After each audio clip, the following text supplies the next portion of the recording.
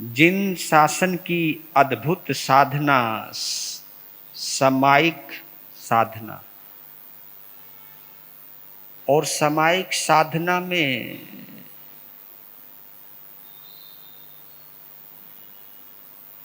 इच्छा कारण के पाठ के साथ मानवीय संवेदनाओं की अनुभूति के संबंध में हमारे जिनेश्वर भगवान ने क्या क्या हिदायतें दी, किन किन विराधनाओं को टालने की प्रेरणा कहूं या उपदेश कहूं, संदेश दिया, उनके ऊपर हम एक विस्तृत चर्चा कर रहे हैं, एक धारावाहिक की तरह आगे बढ़ रहे हैं। हर पहलू को छूने का, उसको एहसास करने का, उसको समझने का प्रयास भी कर रहे हैं।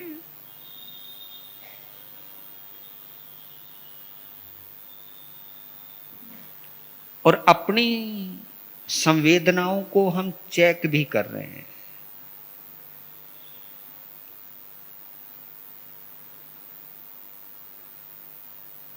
क्योंकि इस पंचम आरे की सबसे बड़ी कमी है कि धीरे धीरे मनुष्य संवेदनहीन होता चला जाएगा।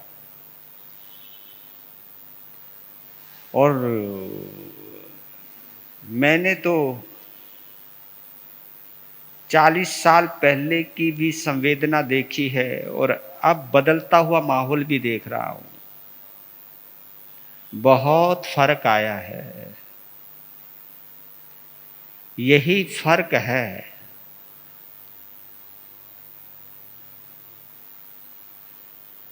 जो बहुत बड़ा फर्क डालने वाला है। यही फर्क है जो हमें दुर्गति में ले जाने वाला है। यही फर्क है लंबी तपस्या करने के बावजूद भी हमें सद्गति मिलने वाली नहीं है। यही फर्क है सैकड़ों की संख्या में समाई करने के बाद भी शायद हम आत्मा के उस मुकाम को हासिल नहीं कर पाएंगे जिसको पाने के लिए भगवान ने हमको सामायिक साधना दी। क्योंकि सामायिक साधना अगर संख्याएं गिनने के लिए की जा रही हैं, सामायिक साधना अगर दिखावे के लिए की जा रही हैं, या सामायिक के माध्यम से भी हमारी संवेदनाएं जागृत नहीं हो पा रही हैं,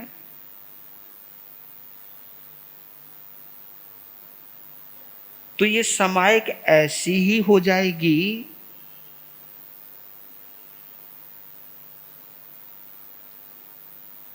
जैसे पानी से मक्खन की चाह रखना, पानी को बिलोना और मक्खन की चाह रखना।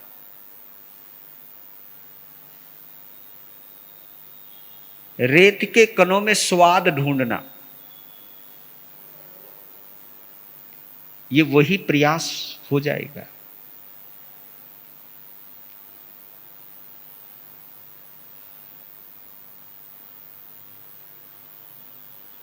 सामायिक साधना के इन सूत्रों को सुनते सुनते हम कैसे संवेदनशील बने, क्योंकि इस संवेदनशीलता के आधार पर ही हम सामायिक के माध्यम से आत्मा को टच कर सकते। टच, और टच करना ही सामायिक का उद्देश्य है।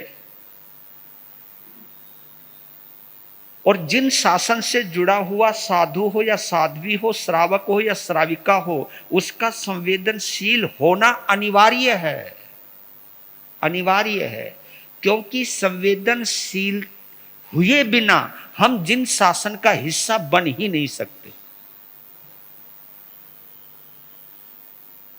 इसलिए कह रहा हूं कि प्लीज ये वक्त जो इस वक्त आपको मिला हुआ है, ये वक्त दोबारा मिलने वाला नहीं है, क्योंकि आगे और संवेदनहीन वक्त आने वाला है।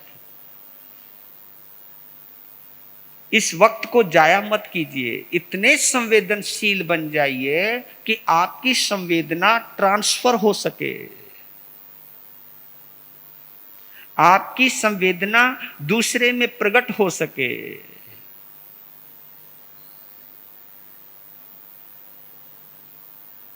आपने अपने कमरे का टेम्परेचर बाहर के टेम्परेचर से घटा लिया है ना? बाहर का टेम्परेचर 42 है, अंदर का टेम्परेचर 16, 20, 24 है। पर लेकिन इस मन का टेम्परेचर का क्या होगा?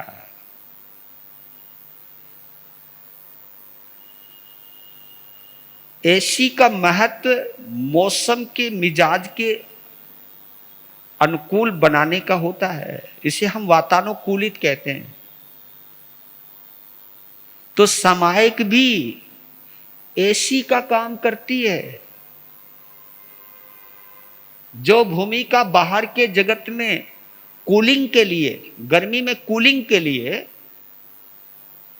अगर हम एसी का प्रयोग करते हैं, तो आत्मा की कूलिंग के लिए, मन की कूलिंग के लिए हम सामायिक की साधना करते हैं। मैं वहां तक प्रैक्टिकल में ले जाना चाहता हूं कि आप शरीर को कष्ट ना हो इस बात पर बहुत गौर करते हो, लेकिन मन के माध्यम से आत्मा का कितना पतन हो रहा है इसके ऊपर हम चिंतन नहीं कर रहे हैं। उस चिंतन को जगाने के लिए और आगे बढ़ने के लिए पहले गीत गा लेते हैं, प्यार से महसूस करते हैं। बड़ी बात है प्रेम करो हर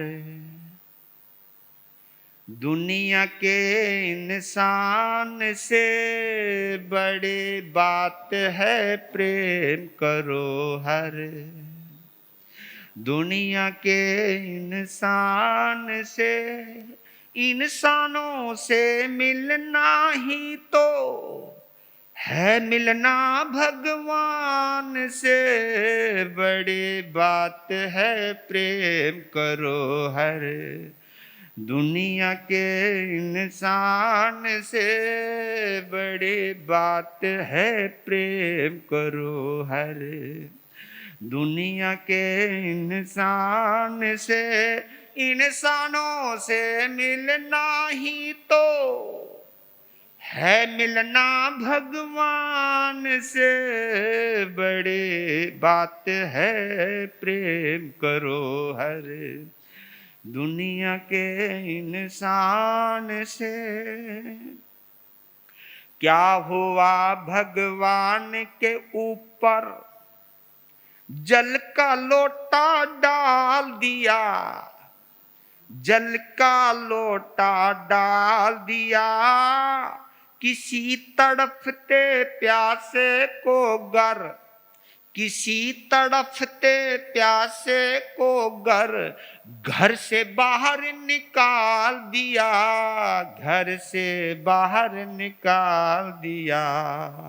इंसानों की तपत बुझाना, इंसानों की तपत बुझाना श्रद्धा से सम्मान से बड़ी बात है प्रेम करो हर दुनिया के इंसान से बड़ी बात है प्रेम करो हर दुनिया के इंसान से। इंसानों से मिलना ही तो है मिलना भगवान से बड़ी बात है प्रेम करो हर दुनिया के इंसान से, क्योंकि इससे बड़ी कोई बात हो ही नहीं सकती है। इंसान अगर जब तक इंसान को इंसान नहीं सुहाएगा वो भगवान को नहीं पा सकेगा। बड़ी बात है प्रेम करो हर दुनिया के इंसान से। नहीं भूखा भगवान तुम्हारे, संवेदना को जगाइए। ये चेहरे देख देख करके जो तुम रोटियां खिलाते हो ना, ये सबसे बड़ा पाप करते हो आप लोग।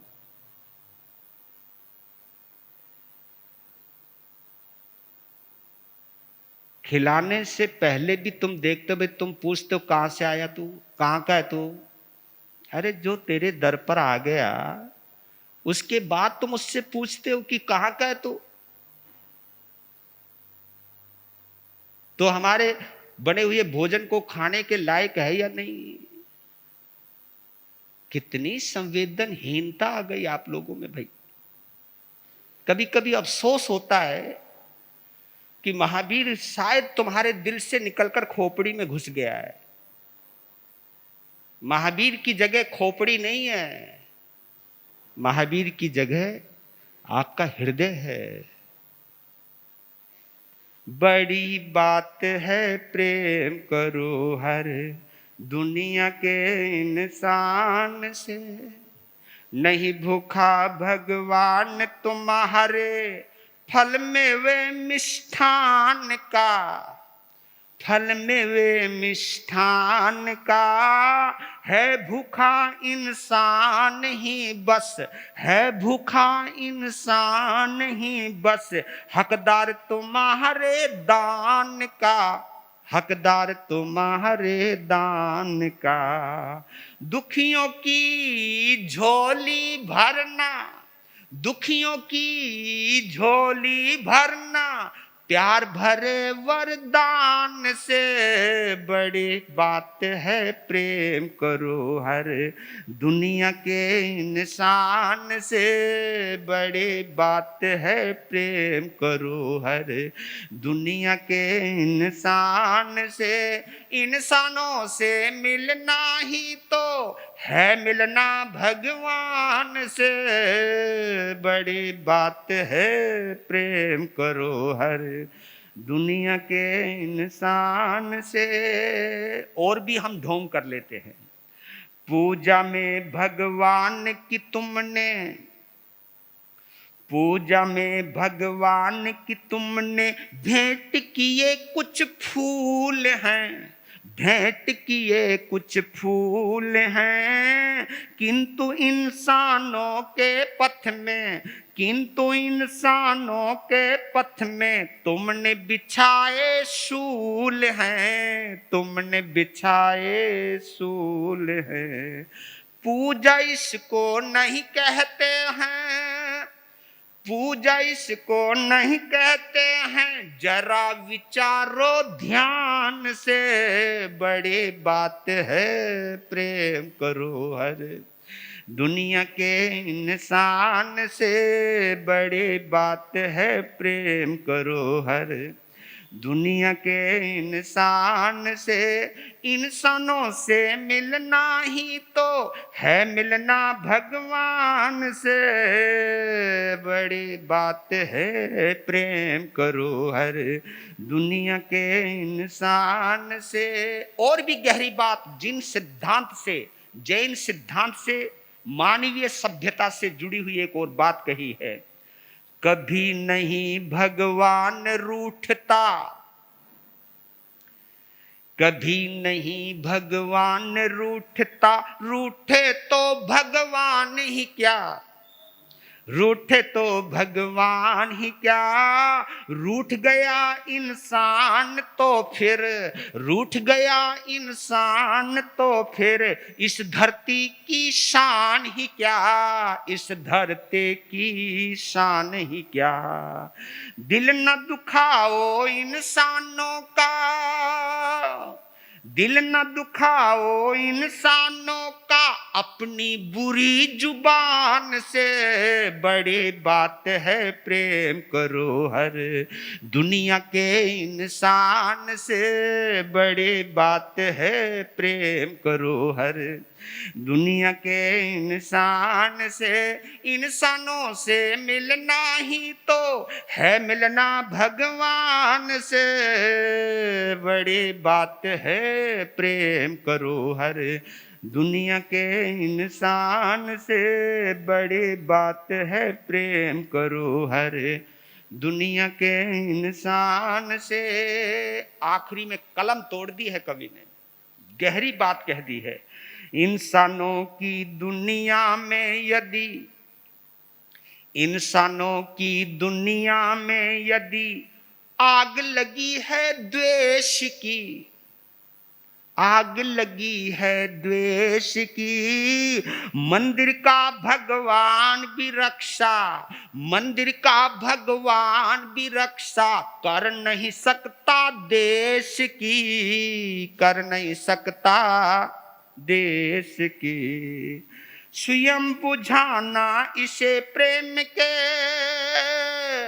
स्वयं बुझाना इसे प्रेम के पानी के तूफान से, बड़ी बात है प्रेम करो हर दुनिया के इंसान से, बड़ी बात है प्रेम करो हर दुनिया के इंसान से।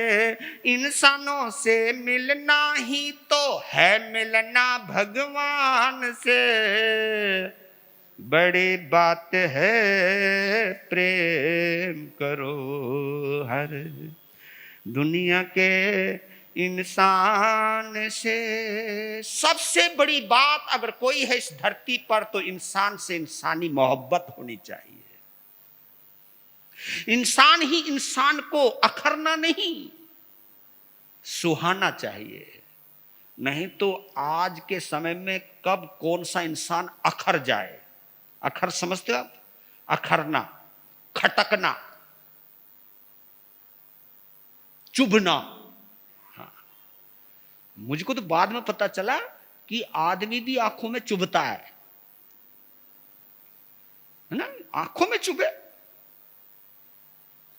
हाँ, जिसे हम देखना नहीं चाहते वो आंखों को चुभता ही है। जिसको देख के हम आंख फेर लें तो चुभता ही होगा, जिसको देख के हम कन्नी काट लें चुभता ही होगा। जब तक इंसान इंसान की आंखों में चुभता रहेगा,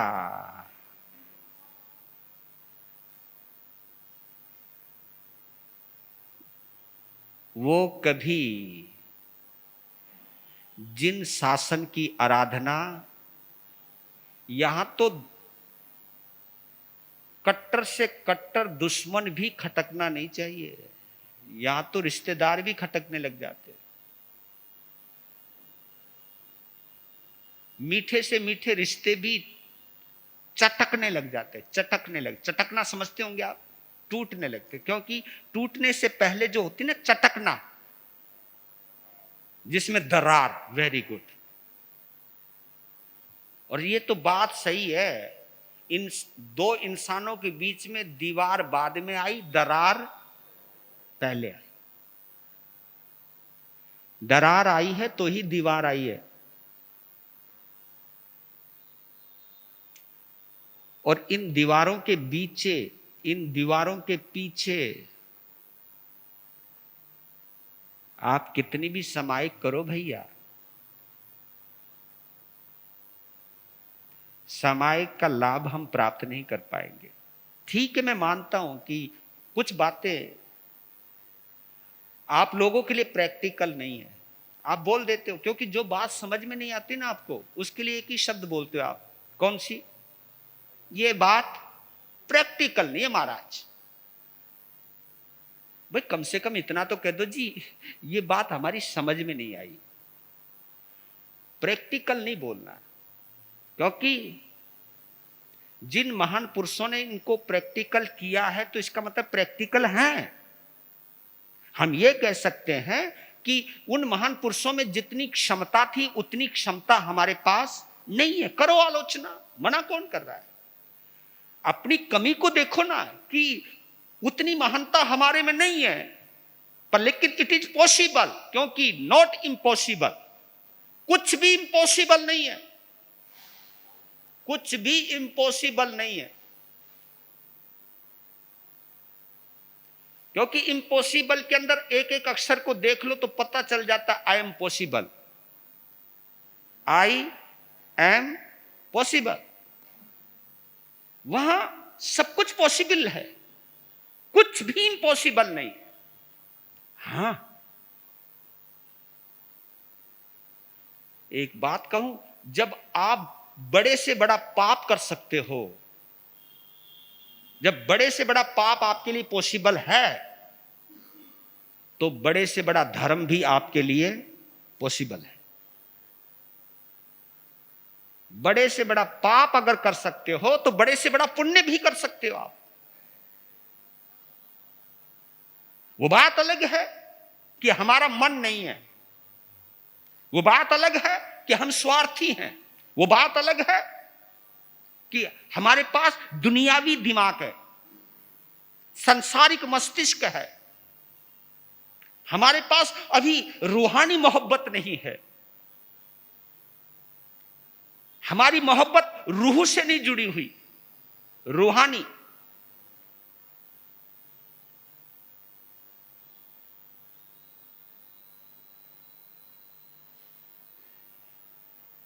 अभिहया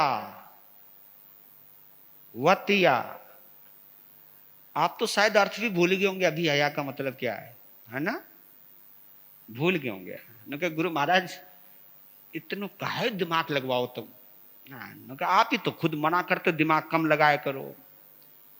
हाँ, दिमाग लगाने को मना नहीं किया है, उसको महसूस करो तो उससे तुरंत समझ में आ जाएगा। क्योंकि दिमाग से सुनोगे तो अगर रिवाइज नहीं करोगे तो भूल जाओगे, लेकिन दिल से महसूस करोगे तो हमेशा याद रहेगा। अभिहया यानी किसी की उपेक्षा करना, किसी को इग्नोर करना, किसी को अनदेखा करना। हमारे मतलब का नहीं है, छोड़ो। अपने गुरुओं को, अपने माता पिता को, अपने बड़ों को भी इग्नोर करना, यह है क्या है? ये अभिहया, बस इतना ही तो है। वतिया किसी को ढकना या किसी के किए हुए उपकार को भूल जाना, वतिया। यह भी एक विराधना है। किसी ने मेरा भला किया हो, उसके भले को भी भूल जाऊं और वक्त बदलने के बाद उसका मैं बुरा करने को भी उतारू हो जाऊं, ये वतिया है। और ये हम लोग करते रहते हैं। अभिहया वतिया। लेसिया, मसलना किसी को, कुचलना किसी को, चाहे किसी की भावनाओं को कुचलना और चाहे किसी जीव को मसलना, ये लेसिया है। संघाइया, दो विपरीत विचारधाराओं वाले लोगों को आपस में मिलाना और फिर उनको लड़ते हुए देखना और उनको लड़ते हुए देख करके मजा लेना, ये संघाइया है।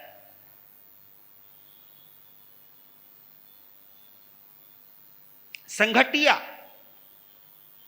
अपने से कमजोर को छूना, उसकी शक्ति को नष्ट करना। अपने से मजबूत को छूना यानी अपनी ताकत नष्ट करना, यह संघटिया है, यह संघट्टा ही तो है। इससे बढ़िया और सरल परिभाषा क्या हो सकती है? संघट्टा, कमजोर को छूना, उसकी शक्ति को नष्ट करना। क्योंकि मैं अगर पावरफुल हूं तो उसकी शक्ति नष्ट हो जाएगी। अगर मैं एकेंद्री को छूंगा, बेंद्री को छूंगा, तेंद्री को छूंगा तो वो कष्ट में आ जाएंगे हमारे छूने से, क्योंकि वो हमसे ज्यादा कमजोर हैं। अगर हमसे कोई ज्यादा पावरफुल है, उसको छुओगे तो आप खतरे में आने वाले हो। इसलिए नर नारी का आपस में एक संघट्टा लगता है, वो इसलिए लगता है कि कहीं ना कहीं एक पावरफुल है, कमजोर पड़ जाता है। तो अपने को नष्ट करना, दूसरे को नष्ट करना, यही तो संघटिया है। परियाविया, किसी को परेशान करना।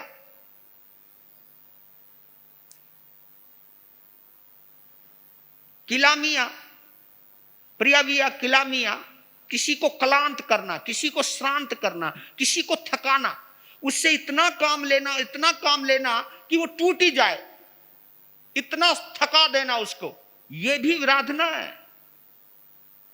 प्रियाविया, किलामिया। अब आता हूं उद्विया, जिसके पीछे पड़ा हुआ हूं मैं, वो भी हाथ धो के। क्योंकि उद्विया के ऊपर मैं सबसे ज्यादा इसलिए बोल रहा हूं कि उद्विया एक बहुत बड़ी भूमिका निभाती है। क्यों? उद्विया का संबंध आपकी जबान से है। और जब तक हम जीते हैं, शुरू से लेकर मरने तक हम बोलते ही रहते हैं, बोलते ही रहते हैं। इस बोलने के माध्यम से हम अमृत भी घोलते हैं तो जहर भी घोलते हैं। अमृत अगर घोलते हैं तो ये आराधना है, और इसी जबान से अगर हम समाज का वातावरण, अपने घर का वातावरण जहरीला बनाते तो ये विराधना है। इसी को उद्विया कहते हैं। कई लोग तो समाज में भी उद्विया करते रहते हैं, उद्विया, है ना, एक दूसरे की कमियां निकालते रहना, बुराइयां करते रहना, और ये भी तो उद्विया है। तुम समायक में भी उद्विया करते रहते हो, जबकि इच्छाकरण का पाठ लेकर के हमने समायक ली है। और जबकि इस समायक के अंदर सबसे पहले तुम ध्यान करते हो, तीर्थंकरों का ध्यान करते हो, लोगस का ध्यान करते हो। मैं जरूर कहता हूं कि करो, लेकिन कुछ ध्यान थोड़ी देर वो किया करो कि मैंने 10 विराधनाओं में से कौन कौन सी विराधनाएं टाली हैं, कौन कौन सी विराधनाएं की हैं।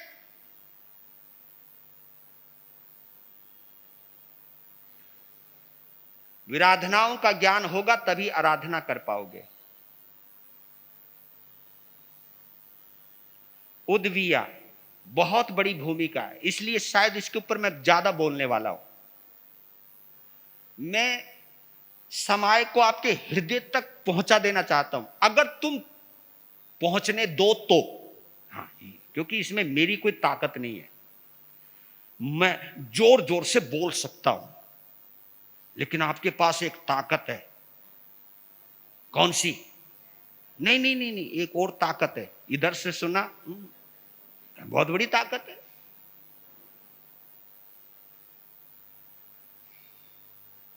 एक कान से सुनो ना तो दूसरे को बंद रखा करो। बंद रखोगे तो वो बात दिमाग से टकराएगी, दिमाग से टकराएगी तो आखिर कहीं ना कहीं घूम फिर के अंदर जाएगी, अंदर जाएगी तो फिर परिवर्तन आएगा, बदलाव आएगा। घर के बच्चे प्रभावित हो जाएंगे कि यार कमाल है, चेंज हो गया। ऐसे महाराज को हम भी देखने जावें जिसने मारो बाप बदल दियो, जिसने हमारी सास बदल दी, जिसने हमारी बहू बदल दी। वह कमाल है यार, आज तक ऐसा नहीं हुआ, अब ऐसे हो कैसे गया? हो सकता है तुम्हारी इस संवेदनशीलता से बाहर की दुनिया में भटकते हुए कदम इस धर्म की दुनिया में आ जाए, धर्म स्थान में आ जाए। लेकिन बच्चा बहुत लॉजिकल है, वो पहले आने वालों को देखता है कि जिस डॉक्टर के पास जाते हैं, फिलहाल तो मैं ही डॉक्टर हूं, जिस डॉक्टर के पास जाते हैं, और मैं ही फिलहाल, क्योंकि मेरे जैसे हर साल डॉक्टर ले लेकर के आते हो आप, चतुर्मास कोई खाली नहीं जाता आपका। किसी ना किसी डॉक्टर को आप अगले साल के लिए भी बुक करके आ रखा प्रधान, उनके भाई ठीक है, घोषणा है, एग्रीमेंट होना बाकी है, बाकी तो पूरी कुछ ना कुछ प्रयास चल रहा है। मेरे से पहले भी बहुत हो गए, लेकिन 2022 का डॉक्टर तो मैं ही हूं ना।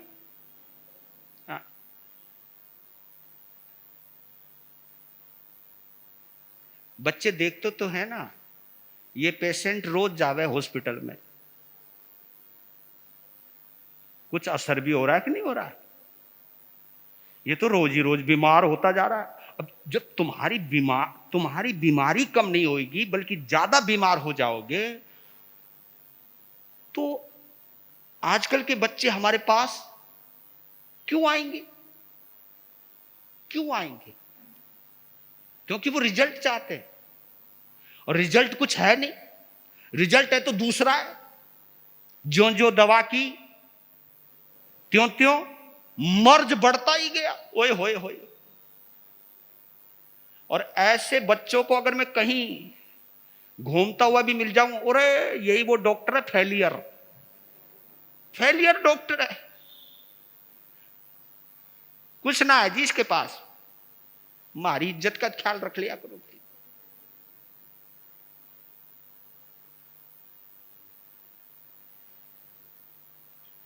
क्योंकि बच्चा कितना पढ़ा है कितना नहीं पढ़ा है वो रिजल्ट पर पता चलता है। आप लोग कहते तो खा पी घूम फिर, मुझे अच्छी डिवीजन चाहिए, यही कहते हो ना अपने बच्चों से। तो बच्चे यहां पर आने वालों के लिए भी कहते हैं कि तू 5-5 समाई कर, पोसद कर, अठाई कर, आइन बिल कर, लेकिन कुछ बदल के तो दिखा, रिजल्ट दे हमको, रिजल्ट। बच्चों के तो कदम आने को तैयार है, वो नहीं आते तो उनके पास बहुत तगड़ा बहाना है, और वो बहाना यही है क्योंकि उनको हम कहते हैं कि आया करो। नुके जी जो आ रहे हैं पहले उनको तो सुधार लो, उनके लॉजिक देखो, जो आ रहे हैं उनको तो सुधार लो, उनको तो बदल लो जी। हम है ना जी, उन जैसे बीमार हम नहीं होना चाहते जी, प्लीज हमें बख्शो। पहले घर मरीजों से भरा पड़ा है, पहले घर में प्रेम नहीं है, पहले घर में तानाकशी चलती है, जली कटी सुनाते हैं, भेदभाव करते हैं, कुछ भी तो बदलाव नहीं है। जब बदलाव ही नहीं है तो महाराज तुम्हारे पास आके करूंगा क्या मैं? तो मेरे बंधुओं, जिन शासन की शान बढ़ाने की जिम्मेवारी जितनी मेरी है ना, उतनी ही जिम्मेवारी तुम्हारी भी है। प्रवचन शौकिया सुनने के लिए मत आया करो, जीवन को बदलने के लिए आया करो। इतना बदलो कि तुम्हारे साथ कोई भी हो वो भी बदल जाए। इतना बदलो।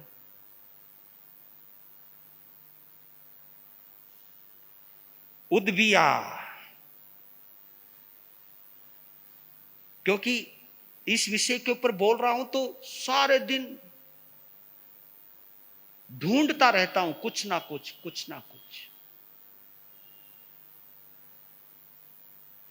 हमारे यहां अगर आपने गौर किया हो, बोलना हो तो एक समिति है, बोलना हो तो एक समिति है, और मौन हो तो एक गुप्ती है। और दोनों किससे जुड़ी हैं? बोलना हो तो भाषा समिति है, और मौन हो तो वचन गुप्ती है। क्या मुझे बहुत नाज है अपने इस जिन शासन पर, मतलब कमाल है। जिन शासन ने वो चीजें कही हैं, वो चीजें बोली हैं जो गुणवत्ता के आधार पर 100% नहीं 1000% खरी उतरती है। लेकिन दुर्भाग्य है कि इसके अनुयायी ठीक नहीं है। बस ये दुर्भाग्य कहूंगा जिन शासन का। कहीं ना कहीं कुछ रह जाती है हम लोगों में कमी, हम लोगों की वजह से जिन शासन में कमी आई है, नहीं तो जिन शासन में कोई कमी नहीं है। और वो कमी तुम्हारी भी हो सकती है, वो कमी हमारी भी हो सकती है। मैं अपने आप को कोई सर्टिफिकेट नहीं दे रहा हूं, क्लियरेंस नहीं दे रहा हूं, हमारी भी बहुत बड़ी कमियां हैं। आप लोग अपने घर के आदर्श हो तो हम तो पूरी समाज के आदर्श हैं, पूरी समाज के आदर्श हैं हम लोग, पूरी समाज हमारी तरफ देखती है। आपको स्वार्थ मार गया, हमको संप्रदाय मार गया। स्वार्थ ने आपकी खोपड़ी खराब कर दी, संप्रदायवाद ने हमारी खोपड़ी खराब कर दी। हम भी बहक गए, तुम भी बहक गए। अगर हम बहकाते रहेंगे, तुम बहकते रहोगे, तो जिन शासन चलेगा कैसे? जिन शासन का श्रृंगार कैसे होगा?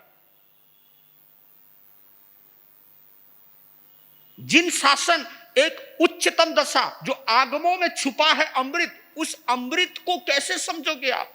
कमाल है। जब भगवान महावीर कहते हैं कि बोलना तो भाषा समिति का प्रयोग कीजिए, अगर नहीं बोलना हो तो वचन गुप्ती का प्रयोग कीजिए। वचन गुप्ती ऐसे कि अंदर से भी शब्द ना आए। आहा, अंदर से भी शब्द ना आए, वो वचन गुप्ती है। वचन, वचन यानी शब्द विराम में चले जाए, आराम में चले जाए, अंदर कोई शब्द ही ना आए। क्योंकि अंदर अगर तुम बोलते रहोगे तो अचानक कभी भी शब्द तुम्हारी जबान पर आ जाएंगे। शब्दों पर पूर्णतः विराम लग जाना ये वचन गुप्ती है, और शब्दों का संतुलित इस्तेमाल करना ये भाषा समिति है। आए है ये 5 और 3 ये मिलके अष्ट प्रवचन माता बनती है। अष्ट प्रवचन माता बनती है। ये 5 समिति और 3 गुप्ती, ये दोनों मिलकर ये प्रवचन माता है। ये जिसको हम जिन शासन की देवी कहते हैं ना, ये वो देवी है, ये जिन माता है, ये जिनवानी माता है। और इस माता की गोद में बैठना ही समायिक है। ये समायिक कोई छोटी मोटी चीज नहीं है। हम इस वक्त जिनवानी माता की गोद में बैठकर जिनवानी का अनुभव कर रहे हैं, रसपान कर रहे हैं।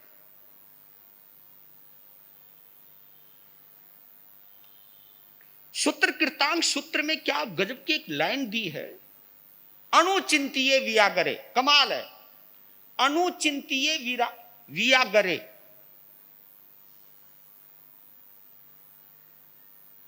इसका मतलब क्या है? मोटी भाषा में बोलते हैं, पहले सोचो फिर बोलो। अनुचिंतिये, पहले चिंतन का अनुसरण कीजिए, फिर वियागरे, फिर बोलिए। पहले सोचो फिर बोलो, क्योंकि सोच के बोलोगे, बोलो बोलो, गड़बड़ कर ही नहीं सकते। और बताऊं, अगर आप अभिमान से भरे हो आप सोच ही नहीं सकते। अगर आप इगोइस्ट हो ना तो आप सोच ही नहीं सकते। अगर आप क्रोध में भरे हो सोच ही नहीं सकते। अगर आप छल कपट में आ गए हो, छल कपट के दायरे में मायावी विचारधाराओं से जुड़ गए हो, तो आप सोच ही नहीं सकते। अगर आप लोभ और लालच में आ गए हो आप सोच ही नहीं सकते। क्योंकि सोचोगे तब ना जब इन चारों कसायों में, बोलो बोलो, शांतता है। शांतता है।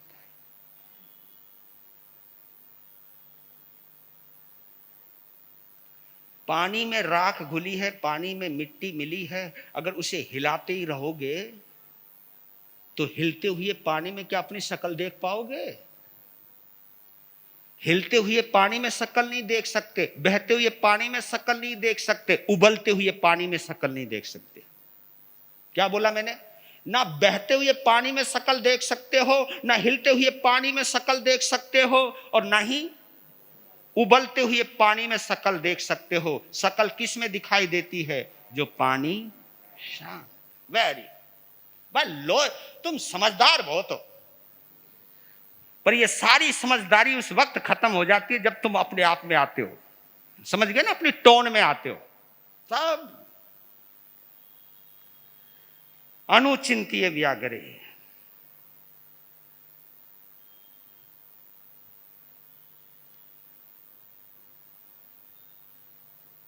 हाँ, समय हो रहा है। एक छोटा सा सवैया मुझे याद आ रहा है।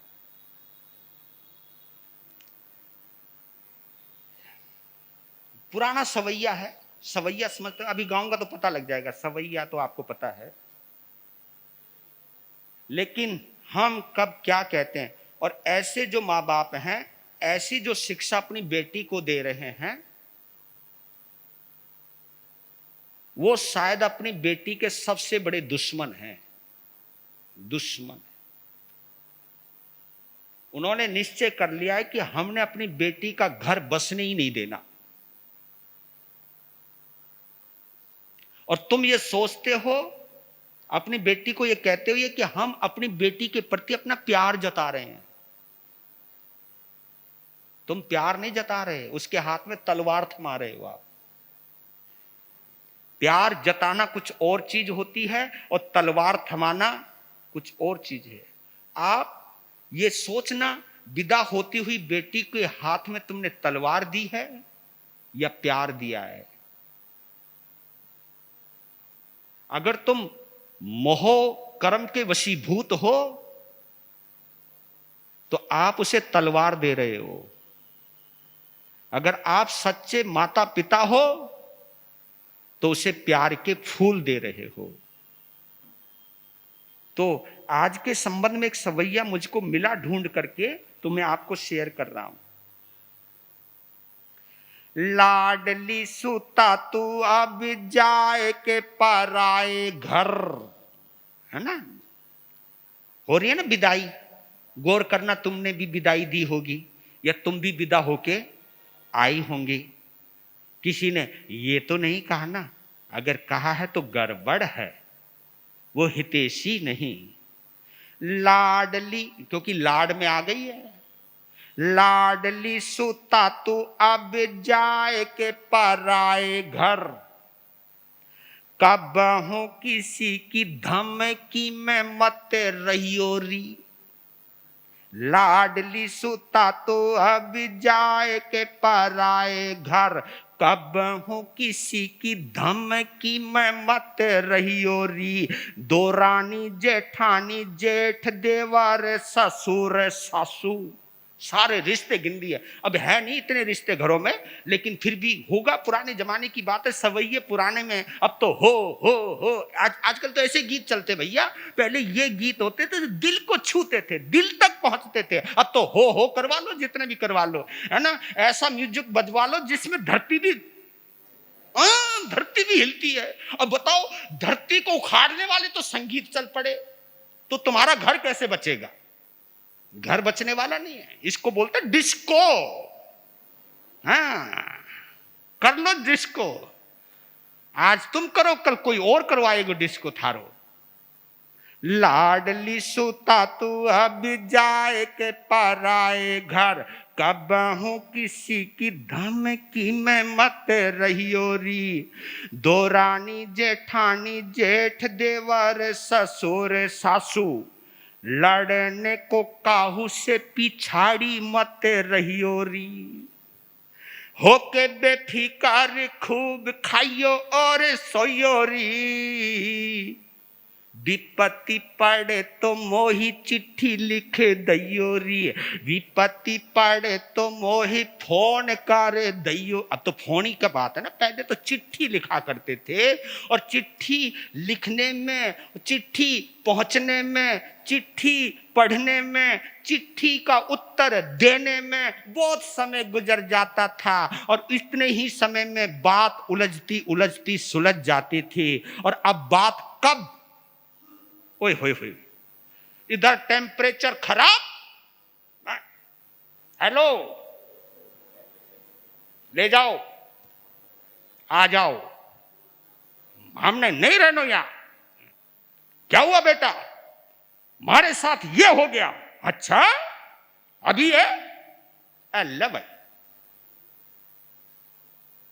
पहले मैंने वो जमाना देखा है, आदमी गुस्से में पहली बार चिट्ठी लिखता था, पता नहीं कितनी भड़ास लिख देता था। और उस भड़ास को कभी कभी वो पढ़ता था तो वो सोचता, यार ये ठीक नहीं, कुछ और लिखता हूं, बदल के लिखता हूं, ये ज्यादा है।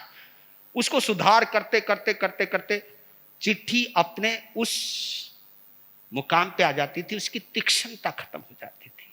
क्योंकि अब आदमी में सहन शक्ति नहीं है, सब्र नहीं है। होके बेफिकार खूब खाइयो और सोयो रे, विपत्ति पड़े तो मोही चिट्ठी लिख दइयो री, दब के न रहियो मेरी बेटी ससुराल माही, दब के न रहियो मेरी बेटी ससुराल माही, एक बात कहे तो है सैकड़ों सुनइयो री। अब ऐसी शिक्षा देने वाला, सच बोलो, वो अपनी बेटी का घर बसा रहा है या उजाड़ रहा है? वो अपनी बेटी का घर उजाड़ रहा है। और मैं उन बहनों को कहना चाहता हूं जो सीख तुमको ऐसे माता पिता दे रहे हैं, वो तुम्हारे हितैषी नहीं है।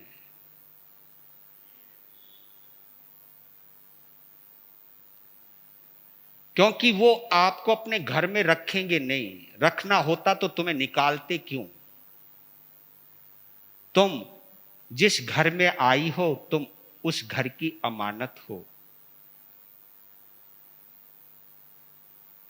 इस घर को सजाना ही तुम्हारी इबादत है। और इस घर को संभालने की कला जिन शासन सिखाता है, वो भी समाइक के द्वारा, और किसी के द्वारा नहीं, समाइक के द्वारा। अरे समाइक तो हर समस्या का समाधान। मुझे तो समझ में नहीं आता समाइक करने। और एक आश्चर्य की बात मैंने पहले भी कही थी, जिन घरों में सबसे ज्यादा धर्म ध्यान होता है, सबसे ज्यादा कलह वहीं हो रहा है। मुझे आज तक समझ में नहीं आई ये बात, ऐसा क्यों? जिन घरों में शास्त्र स्वाध्याय है, जिन घरों में सामायिक संवर हो रहा है, वहां पर कलह क्यों?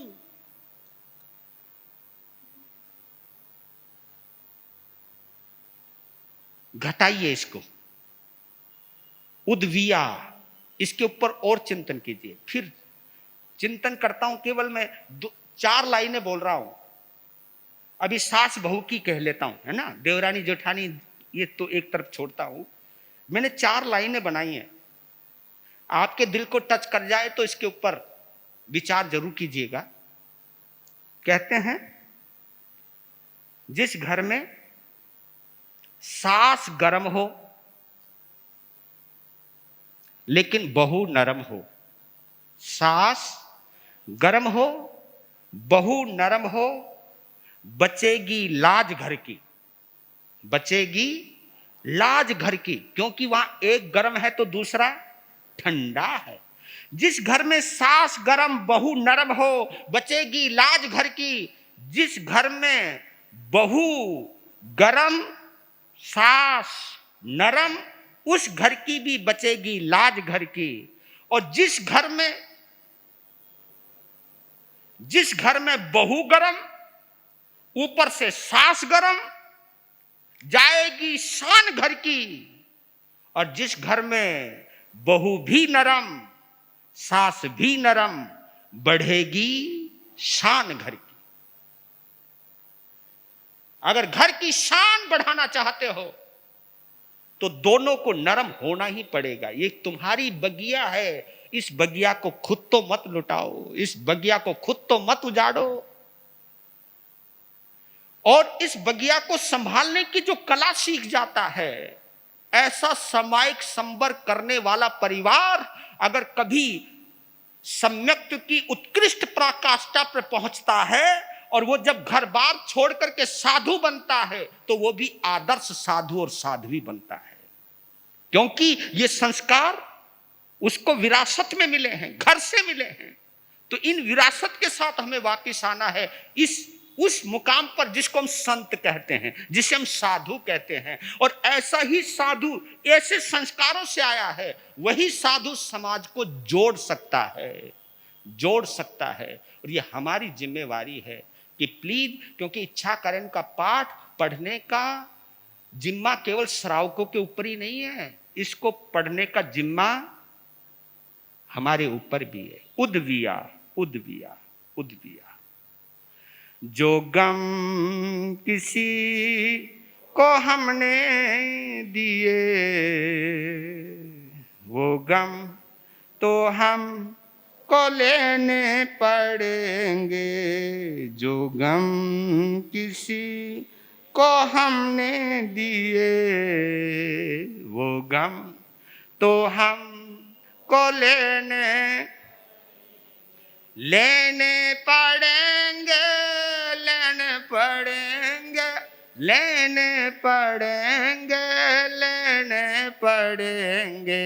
क्या जो गम किसी को हमने दिए, वो गम तो हम को लेने, भले का भला बुरे का बुरा नतीजा मिला करता है, करके बुरा और चाहे भला ये हरगिज नहीं हो सकता है, जो कर्ज हमने ले लिए, वो कर्ज तो हमको देने पड़ेंगे, लेने पड़ेंगे, लेने पड़ेंगे, लेने पड़ेंगे, लेने पड़ेंगे। क्या जो गम किसी को हमने दिए, वो गम तो हम को लेने।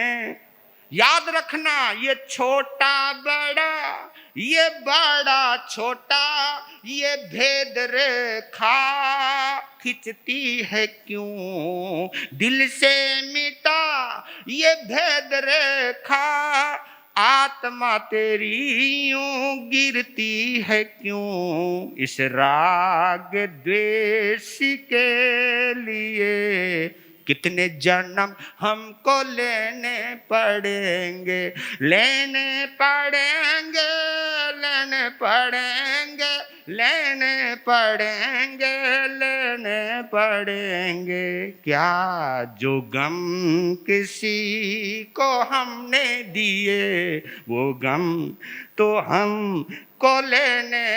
सब कुछ भुलाकर दिल में बसा प्रभु प्रेम को बदल जिंदगी मेरे भोले सजन, प्रेम करुणा कले सरना निकाल गंदगी मेरे भोले सजन, उसका प्रेम पाने के लिए, प्रभु प्रेम पाने के लिए कुछ कष्ट तो हमको सहने पड़ेंगे, लेने पड़ेंगे, लेने पड़ेंगे, लेने पड़ेंगे, लेने पड़ेंगे। क्या क्या क्या जो गम किसी को हमने दिए, वो गम तो हम को लेने पड़ेंगे।